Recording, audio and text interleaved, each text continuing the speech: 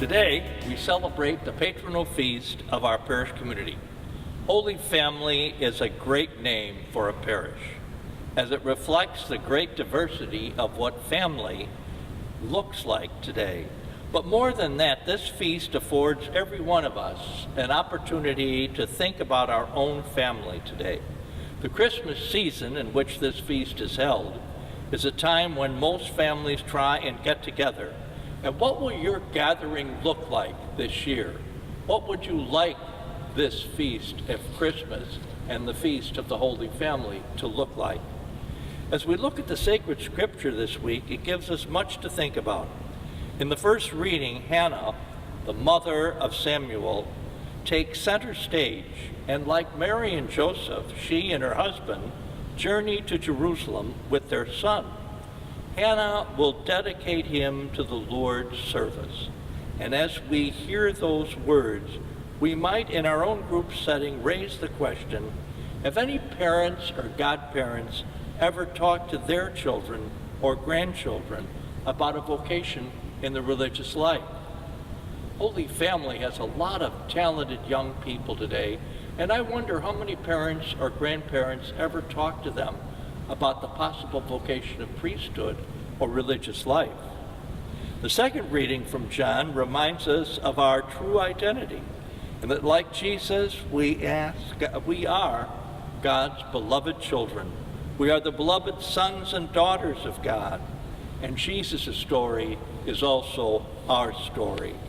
And so if we look at the gospel this year, this episode is a direct hit on the world of parenting in at least two ways.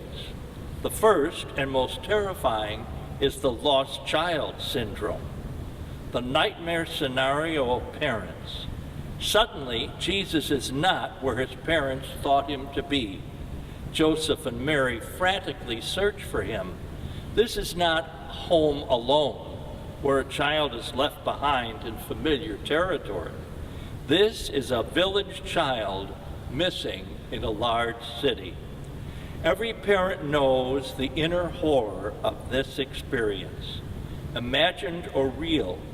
And this too is something you might want to discuss in your small groups, some ideas about the experience of a lost child. The second direct hit on parenting is the emerging adult look of Jesus. Jesus is not a toddler who has wandered off. In the culture of his day, Jesus is a young man following his own lights. The story assumes the readers that after this incident, he returns to Nazareth and is obedient to his parents. But still, a new moment has been reached in the relationship between Jesus with his parents. Every parent knows this tension, the delicate balance between holding on and letting go. The adolescent is sure adulthood has arrived, and he is completely ready to forge ahead. The parents are sure childhood is still lingering, and their son has overrated his ability to live outside the nest. And again, you might want to share some experiences you have had with this challenge of parenting.